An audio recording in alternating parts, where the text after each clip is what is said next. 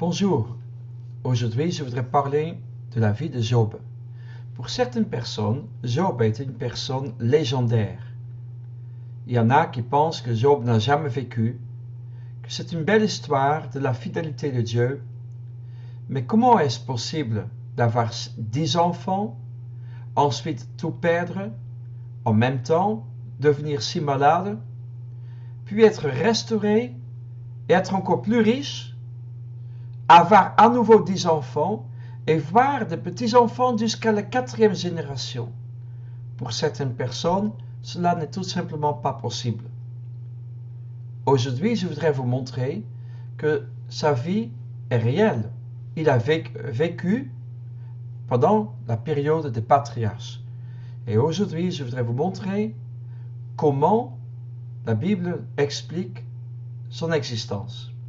Donc moi je le place, comme vous pouvez voir ici au-dessus, à la période de la vie de Jacob.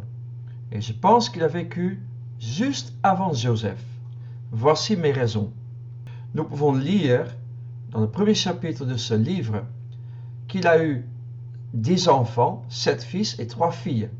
Il possédait aussi un grand troupeau de brebis, 7000 brebis, 3000 chameaux, 500 paires de bœufs et bien d'autres choses. Et cet homme était considérable, plus considérable que tous les fils de l'Orient, c'est-à-dire l'homme le plus riche. Nous pouvons aussi voir dans ce même chapitre que Dieu fait des éloges. Quand Satan vient devant le trône de Dieu, Dieu lui dit: « Est-ce que tu as vu mon serviteur Job ? Il n'y a personne sur la terre, aucun homme n'est comme lui, parfait et droit, craignant Dieu. » Et Satan, bien sûr, il va dire: « Est-ce pour rien? Il te sert parce que tu l'as béni, tu as fait de lui l'homme le plus riche. Touche seulement à tous ses biens et tu verras, il va te maudire. » Et soudainement, il y a des serviteurs qui arrivent de toutes parts, de tous les côtés. Ils arrivent auprès de Job et ils vont lui dire que ses brebis sont tous morts et les bergers sont morts, ses bœufs sont morts et des Chaldées sont venus et une autre tribu est venue et puis tous tes enfants étaient dans une maison et la maison s'est écroulée, tout le monde est mort. Il a perdu tout le monde. Il lui reste que sa femme. Mais même sa femme va lui dire: « Pourquoi tu ne vas pas maudire Dieu? Pourquoi tu ne vas pas mourir ?»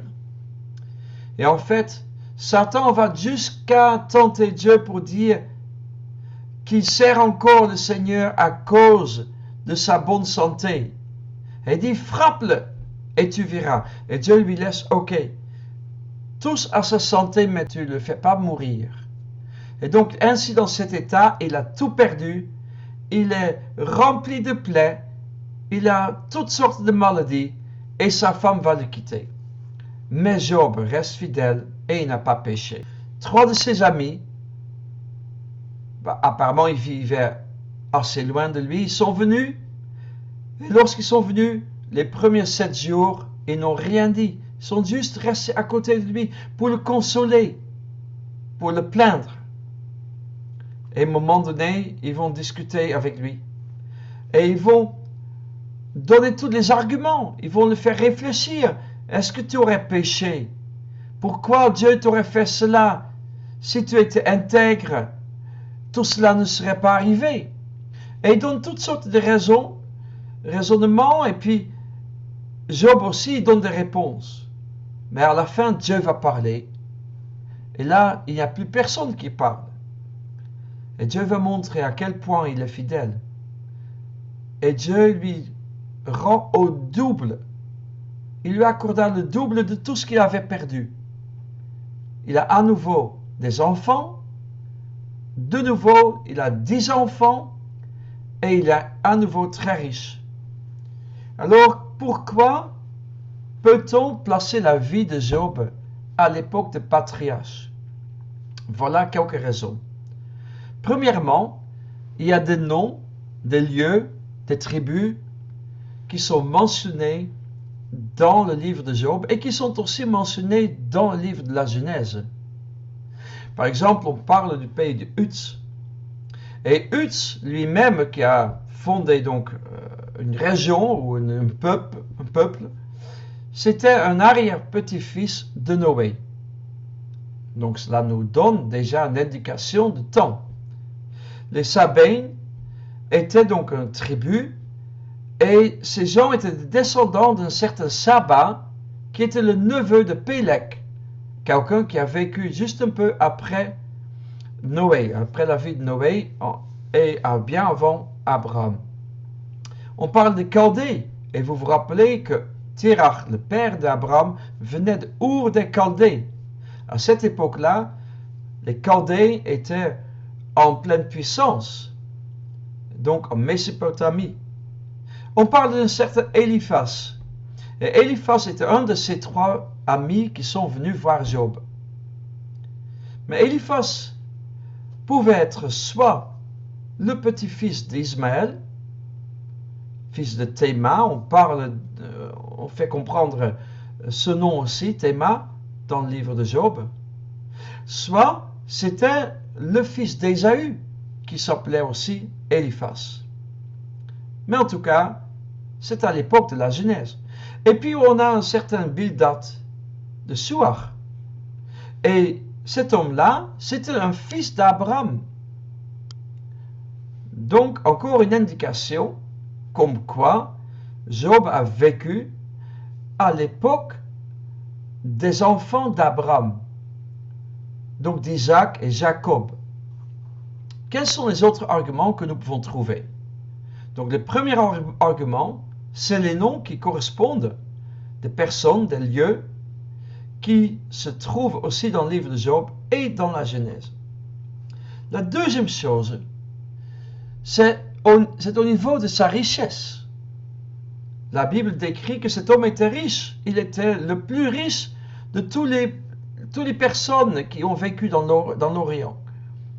Et comment est-ce qu'on va décrire sa richesse? On parle du nombre des brebis, des chameaux, des bœufs, etc.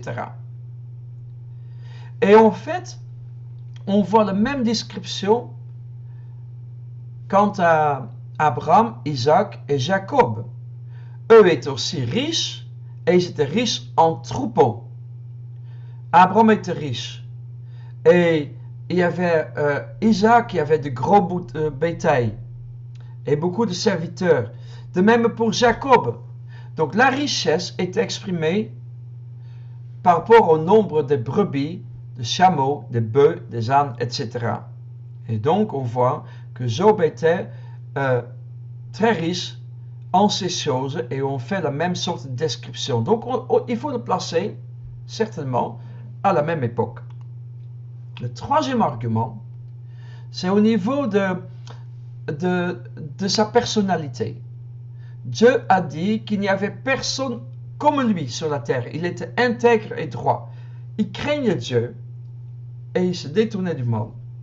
Alors s'il aurait vécu à l'époque de Joseph, est-ce que Dieu aurait pu dire qu'il n'y avait personne comme lui sur la terre? Personnellement, je ne le pense pas.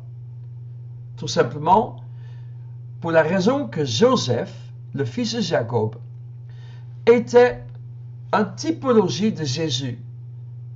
On ne lit rien de mal de sa vie. C'était quelqu'un qui était intègre aussi. Il s'est aussi écarté du mal lorsque la femme de Potiphar voulait coucher avec lui. On voit que cet homme, Joseph, était un homme intègre et droit. Il craignait Dieu. Il le dit d'ailleurs, même en Genèse. Le problème, c'est que Joseph a vécu que 110 ans. Le père de Joseph, Jacob, a vécu 147 ans.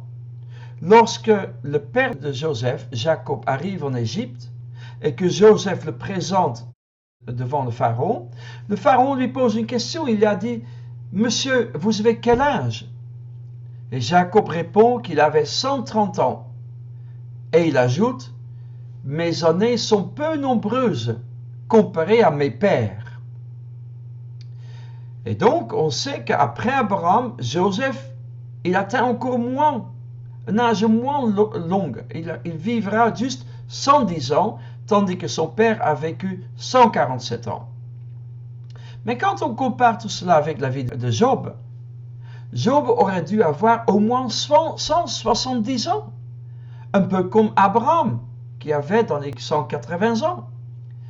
On voit qu'en fait, Job avait déjà 10 enfants avant qu'il était frappé, avant qu'il a souffert. Il avait 10 enfants, mais ses enfants étaient déjà adultes. Ses enfants faisaient des fêtes et on nous fait comprendre que Job, ses enfants, avaient déjà, en tout cas pour l'aîné, sa propre maison. Ils avaient leur propre maison. Ils n'étaient plus dans la maison de Job. Donc, ses enfants n'étaient plus des petits. Ils ont grandi. Et tous les 10 enfants étaient donc des adultes parce qu'ils faisaient tous la fête. Pour avoir 10 enfants adultes, je pense qu'il faut au moins avoir 30 ou 40 ans quand même. Enfin, plutôt 40 au minimum. Puis on peut se dire combien de temps a-t-il souffert? On entend de longs discours, on peut les lire, 38 chapitres à peu près, un peu moins, de discours entre Job et ses amis. Et on peut s'imaginer, vu tous ces discours, vu toutes ces réflexions, que Job était malade pendant une longue période. Donc moi je dirais, il a peut-être souffert pendant 1 an, peut-être un peu moins, mais disons 1 an. Alors, pourquoi pouvons-nous dire qu'il était devenu très âgé?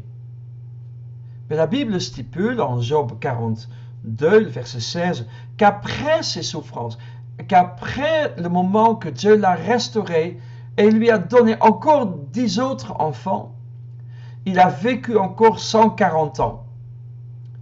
Et la Bible continue, il dit, il vit ses fils et les fils de ses fils jusqu'à la 4e génération. Donc, on peut résumer, il avait 10 enfants, ses enfants ont grandi, ils avaient leur maison, ils faisaient tous ensemble des fêtes, Job priait pour eux, et à un moment donné, ils étaient frappés, la maison s'est écroulée, et ils étaient tous morts. Pour avoir 10 grands enfants adultes, il faut compter une quarantaine d'années, je pense. Disons un peu moins, mais quand même. Puis, peut-être souffert 1 année, et ensuite, il était restauré et il vivait encore 140 ans. Si on fait l'addition, on doit arriver au moins à 170 ans, voire plutôt 185 ans. C'est un minimum. Donc, on voit quand même que Jacob, il vit moins longtemps, bien moins longtemps, une quarantaine d'années en moins. Puis, Joseph, le fils de Jacob, vit encore moins longtemps, et ainsi de suite. Donc, il est très probable qu'il a vécu avant Joseph, puisque Joseph est aussi intègre et juste, et Dieu n'aurait jamais fait cette remarque que Job est la seule personne sur la terre intègre et droit. Un autre argument est la pièce d'argent qui est utilisée à l'époque de Job. Dans le chapitre 42, nous lisons que Job reçoit une pièce d'argent qui s'appelle le Késita. Cet argent, un Késita, est aussi mentionné dans le livre de Genèse au moment que Abraham va acheter un champ pour enterrer sa femme. Et il paye aussi avec 100 Késita. Donc nous pouvons dire que c'est une pièce d'argent qui est utilisée au moment des patriarches. Et cette pièce est mentionnée dans le livre de Job. Le 5e argument, c'est que Job, il voudrait que ses paroles soient écrites avec un burin de fer et avec du plomb, et qu'elles soient écrites ou gravées dans le roc, sur le roc. Ça veut dire qu'il fait mention des tablettes de pierre sur lesquelles il y a des écritures. Donc à cette époque-là, on n'a pas de papyrus, on n'a pas des rouleaux, mais on fait des écritures, on écrit sur la pierre, sur des tablettes. Et il souhaite que quelque part, quelqu'un écrit son histoire sur des tablettes. Cela est un indicateur de temps. Et un sixième argument, c'est que dans le livre de Job, on mentionne des dinosaures. Certaines traductions de Bible ne sont pas très claires, mais quand on prend le mot hébreu, dont on ignore le sens exact de certains mots, comme le mot behemoth, nous pouvons cependant voir et comprendre de quel animal il s'agit. Nous lisons que Dieu dit, premièrement, il dit, regardez, vois donc le behemoth. Ben, pour pouvoir voir le behemoth, il faut vivre avec le behemoth. Il va donc dire que le behemoth est tranquille dans le Jourdain. C'est un fleuve. Donc Job est dans la région du Jourdain, soit en Israël, soit en Jordanie, mais dans cette région, pour pouvoir observer le behemoth. Ben, qu'est-ce que le behemoth? Le behemoth est donc un animal qui mange de l'herbe. C'est aussi un animal qui est très fort et que sa force est dans ses flancs, sa vigueur est dans les muscles de son ventre. Donc c'est un animal qui est fort. Il remue sa queue, ou comme certaines Bibles disent, il incline sa queue comme un cèdre. Les cèdres sont des grands arbres comme des grands sapins, disons. Et s'ils sont inclinés comme un cèdre, si sa queue est comme un cèdre incliné, comme disent certaines traductions, eh bien, je pense qu'il faut penser à certains dinosaures, comme on peut le voir ici. Ses os, ses jambes, ses pieds sont comme des tubes d'airain, solides. Et ils sont donc dans le Jourdain. Apparemment, ils se baignent et ils restent tranquilles, même s'il y avait beaucoup de l'eau, beaucoup de courant. Donc c'est un animal qui est fort, qui résiste au courant et qui se baigne, qui vit dans le Jourdain, qui a une grande queue. C'est la queue qui a la force, il y a la force dans son ventre, dans les muscles. Je pense que la seule description possible, c'est un dinosaure. Puis finalement, dans le chapitre 41, il mentionne un autre animal qui ressemble aussi à un dinosaure. On voit qu'il est terrible, que tout le monde a peur, tout le monde est terrassé par son seul aspect, juste en le voyant. Et personne n'est assez courageux pour l'exciter, personne n'ose le provoquer. Alors il dit, qui pénétrera entre ses mâchoires? Avec autre mot, cet animal aurait des mâchoires impressionnantes. Et qui oserait mettre sa tête dans sa gueule? Et quand il ouvre sa gueule, c'est comme des grandes portes qui s'ouvrent. Et tout autour de ses dents, c'est la terreur. Il a des dents qui sont importantes. Et puis la Bible dit, Dieu dit, sur la terre, personne ne ressemble au dragon. Il l'appelle ici un dragon. Et puis Dieu dit, je l'ai formé pour qu'il n'ait jamais peur. Alors s'il y a un animal qui pourrait effectivement jamais avoir peur, moi je pense par exemple à un T-Rex, un animal terrifiant, terrible. Et on pourrait s'imaginer qu'aucun autre animal peut résister à un animal comme un T-Rex. Et puis, Dieu précise, il regarde en face ses plus grands ennemis et il est le roi de tous les bêtes sauvages. Quelle bête peut être plus sauvage qu'un T-Rex? Alors, moi je pense, si Dieu parle de T-Rex, dans ce cas-là, Job a dû connaître le T-Rex. Et donc, on n'a pas encore tué tous les T-Rex de la région pour être tranquille. Job a dû vivre avec les patriarches. Il a dû vivre bien avant que tout le monde soit bien populé et où on a tué tous les animaux qui menacent l'humanité. Donc moi je pense qu'avec tous ces arguments, je pense que Job a vécu à l'époque des patriarches et sa vie était bien réelle, il a vraiment vécu. Et si c'est le cas, ce qui est le cas, c'est que Dieu a réellement béni Job d'une manière surnaturelle.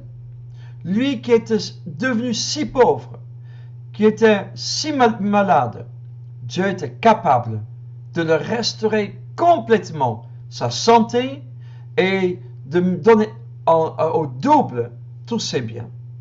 Si Dieu a pu faire ça avec un homme comme Job, il peut le faire avec vous. Soyons comme lui, intègres, détournons-nous du mal, soyons comme un témoignage pour Dieu en face de son ennemi, le diable. Que le Seigneur vous bénisse et à bientôt.